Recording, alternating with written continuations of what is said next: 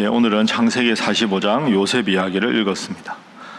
요셉은 야곱의 11번째 아들입니다.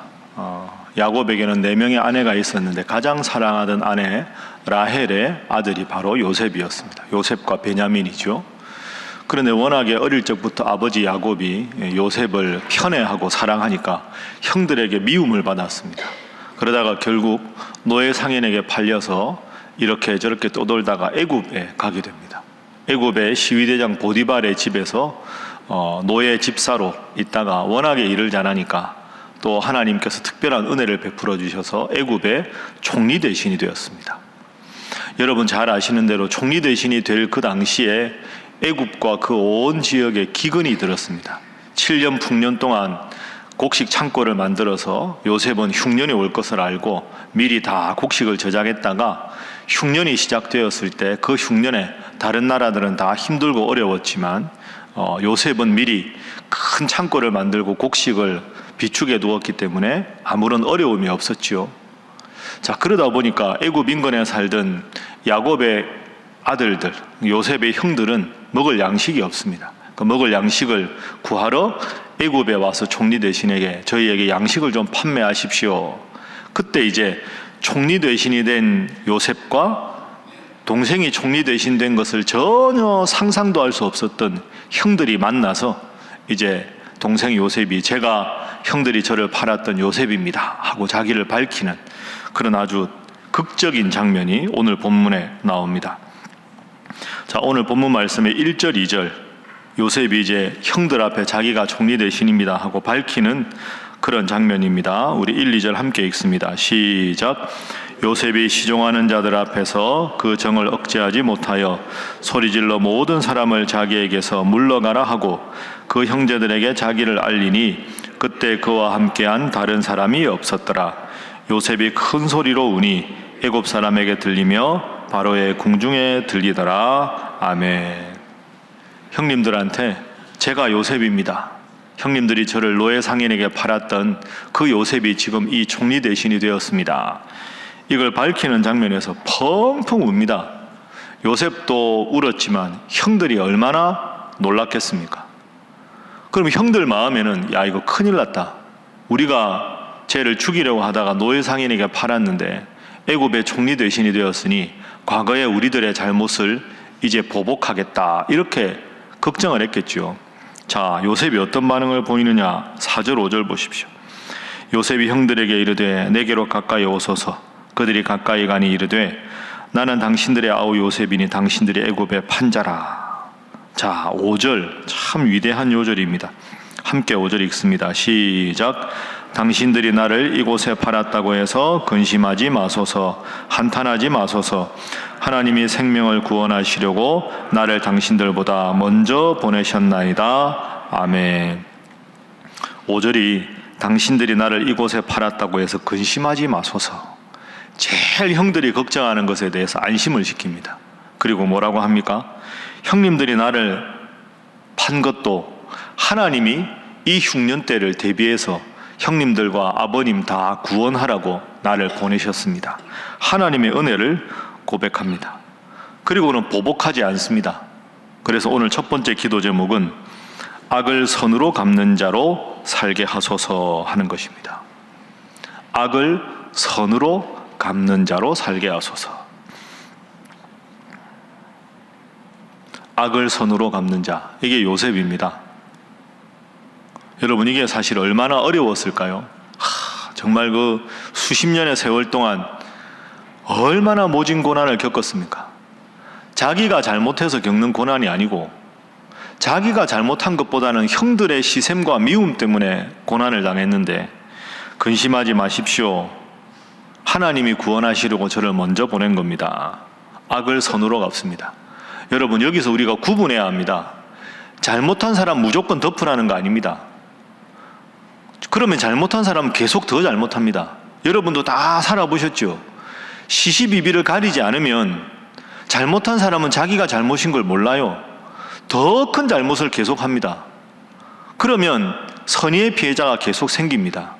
요셉의 훌륭한 점은 뭐냐 하면 자기가 그런 힘이 있고 권력이 있지만 자신의 원수를 갚는 일에 자신의 감정을 사용하지 않았다는 게 요셉의 훌륭한 점입니다. 잘못한 사람이 여러분에게 해코지하면 무조건 참지 마십시오. 보복하라는 게 아니고요. 잘못은 잘못인지 깨달을 수 있어야 합니다. 여러분 자녀를 사랑하시죠? 자녀를 사랑하기 때문에 꾸지람하는 겁니다. 사랑한다고 무조건 오냐 하면 아이가 버릇 없어져서 결국은 부모님이 후회하는 자녀가 될 수밖에 없죠.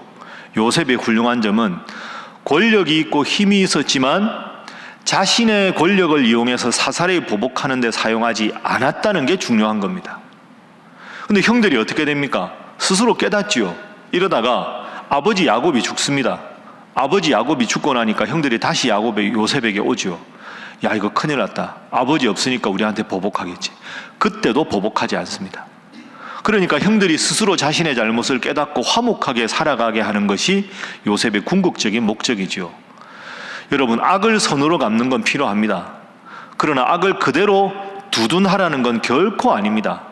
잘못은 인정하게 하되 하나님 앞에서 공의롭게 하지 않고 내 지위와 권력을 이용해서 내 자존심 때문에 내 안갚음을 위해서 감정을 사용해서는 안 된다 하는 그런 거죠.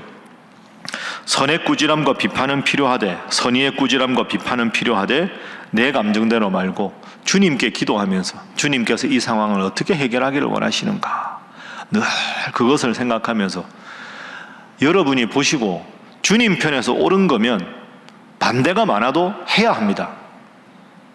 내 자존심을 꺾는 일이라도 하나님이 원하시는 일이면 내 자존심을 꺾어야죠. 중요한 기준은 하나님이 원하시느냐 원하시지 않느냐지 다수가 원하느냐 아니냐에 있지 않습니다. 그걸 꼭 기억하십시오. 목회하다 보면 저도 그럴 때가 많은데요. 제가 늘 스스로에게 묻는 건 그겁니다. 제가 부족함이 많지만 이 마음이 하나님께로 온 마음이면 양보하지 않습니다. 그러나 제가 잘못한 거면 제가 이건 실수했습니다 라고 인정하는 게 맞는 거죠. 여러분도 늘 항상 말씀드리지만 하나님 앞에 내가 지금 바로 서 있는가? 하나님이 이 마음을 원하시는가? 하나님이 이 마음을 싫어하시는가? 모든 것을 그 관점에서 바라보시고 요셉처럼 더 감정적으로 할 수 있고 더 권력을 이용할 수 있으나 악을 선으로 갚는 성숙한 신앙인 여러분 모두가 되시기를 주님 이름으로 축복합니다. 그럼 이제 이런 질문이 제기됩니다. 어떻게 그게 가능할까? 요셉 대단하죠? 진짜 요셉 같으면 보통 성질 급한 사람이면 이렇게 하기 어려울 겁니다. 어떻게 이게 가능할까? 저도 그렇게 설교하지만 목사님 그게 어떻게 가능합니까? 얼마나 화나고 분나는 일이 많은데 어떻게 요셉처럼 이렇게 살란 말입니까? 성경이니까 이렇게 살았지. 요셉이니까 살았지. 근데 우리가 이렇게 살아야 될 거 아닙니까? 하나님 명령인데 어떻게 하면 그렇게 살 수 있을까? 이게 두 번째 질문인데요. 자, 5절에 방금 읽은 대로 하나님이 생명을 구원하시려고 나를 당신들보다 먼저 보내셨습니다. 이 고백이 참 대단한데 이어서 7절, 8절 보십시오. 자, 7절, 8절 두 절도 읽습니다. 시작. 하나님이 큰 구원으로 당신들의 생명을 보존하고 당신들의 후손을 세상에 두시려고 나를 당신들보다 먼저 보내셨나니 그런즉 나를 이리로 보낸 이는 당신들이 아니요 하나님이시라. 하나님이 나를 바로에게 아버지로 삼으시고 그 온 집의 주로 삼으시며 애굽 온 땅의 통치자로 삼으셨나이다. 아멘. 자, 5절, 7절, 8절에 공통점이 있습니다. 5절, 7절, 8절 이 위대한 고백의 공통점은 하나님이 하셨다 하는 고백입니다. 한번 따라해 보시죠. 하나님이 하셨습니다. 이 요셉이 이 고백이 있어서 형들을 용서할 수 있는 겁니다. 당신들이 나를 이곳에 팔았다. 이게 객관적인 사실인 것처럼 보이지만 아닙니다. 하나님이 보내셨습니다. 7절 하나님이 당신들의 생명과 후손들의 생명을 세상에 두시려고 하나님이 보내신 겁니다. 8절 그런즉 나를 이리로 보낸 이는 당신들이 나를 노예 상인에게 팔았기 때문이 아니라 누구 때문에? 하나님께서 보내셨기 때문이다. 그러니까 요셉은 범사에 하나님의 은혜를 고백하는 사람입니다. 그러니까 여러분이 이렇게 인생을 쭉 살아가시다가 어떤 일에 부딪혔는데 너무너무 마음이 힘들다. 이건 정말 이렇게 평범하게 평상시 생활하다가 이것만 문득 생각나면 마음이 막 힘들고 막 어렵고 막 이럴 때 있죠. 막 마음의 가시 같은 그 일만 생각하면 마음이 아프고 그 사람만 생각하면 도대체 그 사람이 나한테 왜 그랬을까? 왜 나를 이렇게 힘들게 하나? 그럴 때가 있을 거 아닙니까? 그럼 거기서 슬며시 하나님께로 옮겨갑니다. 하나님은 왜 나를 이렇게 힘들게 하시나? 내가 잘못하지도 않았는데. 하나님이 살아계신데 왜 내가 이렇게 힘들어야 하나?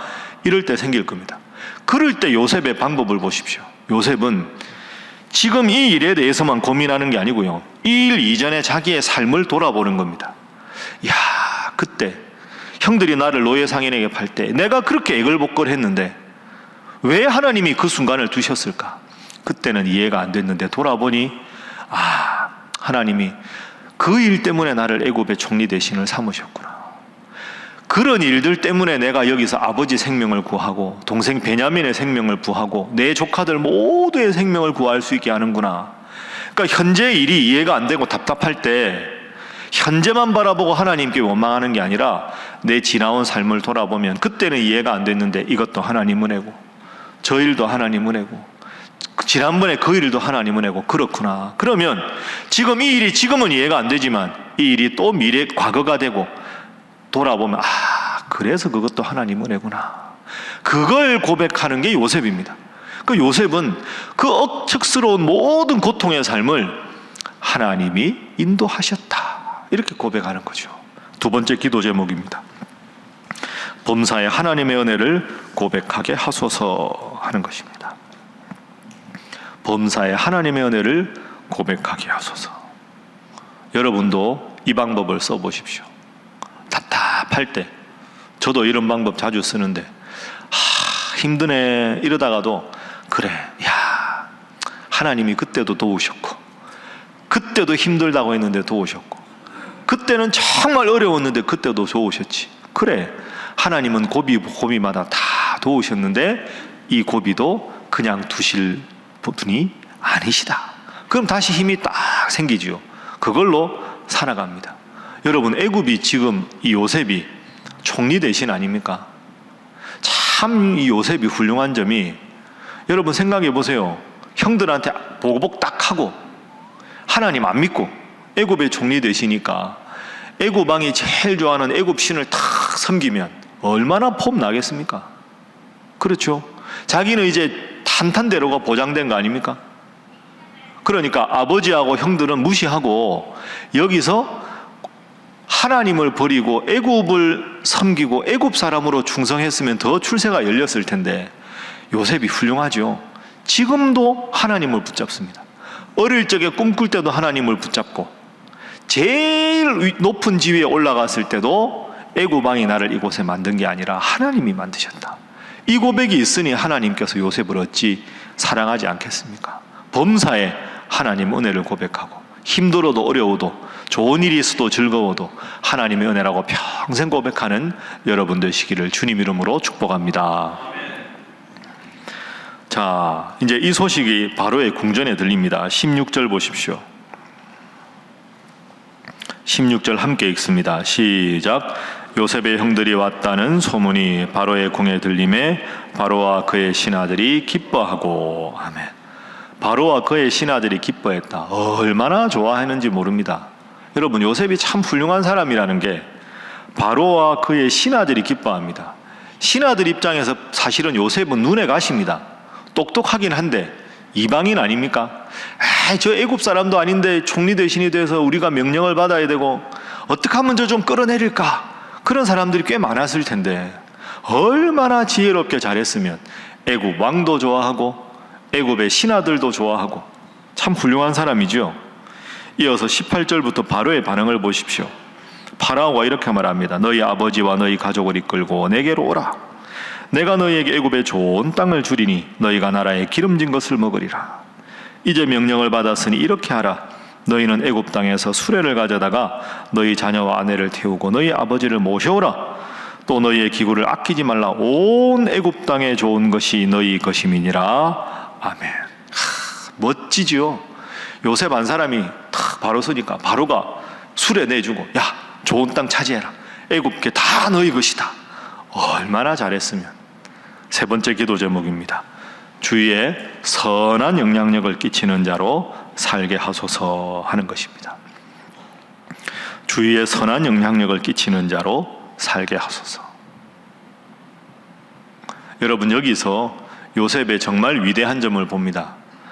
애굽의 온 나라 백성들이 다, 신하들과 바로까지도 요셉과 요셉의 가족들이 내려오는 걸 축하합니다. 기뻐합니다. 그런데 여기서 요셉이 타협했기 때문에 기뻐한 게 아닙니다. 다시 말씀드리지만, 나는 애굽 사람이다 이러고는 저의 이제는 아버지도 없고 형제도 없습니다, 오직 애굽에 충성하겠습니다 하고는 다 그냥 아버지고 형들하고 돌보지도 않고, 저는 하나님 버리고 파라오만 섬기겠습니다, 애굽 사람들에게 환심을 사기 위해서 인간적인 방법을 했기 때문에 환심을 산 게 아닙니다. 그렇죠? 끝까지 하나님 믿고, 끝까지 아버지 책임지고, 끝까지 형제들 책임지고, 전혀 세상과 타협하지 않습니다.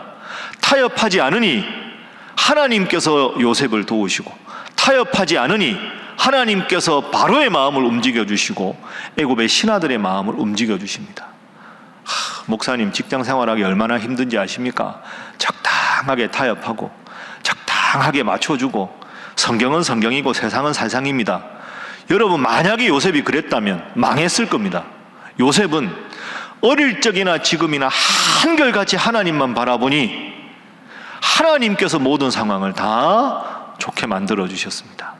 적당하게 타협하는 게 아니라 오직 나와 내 집은 하나님만 섬기겠다, 그 마음 평생 유지하셔서 하나님께서 모든 어려움을 막아주시고 하나님께서 여러분의 길을 항상 형통하게 지켜주시는 요셉 같은 인생 되시기를 주님 이름으로 축복합니다. 기도하겠습니다.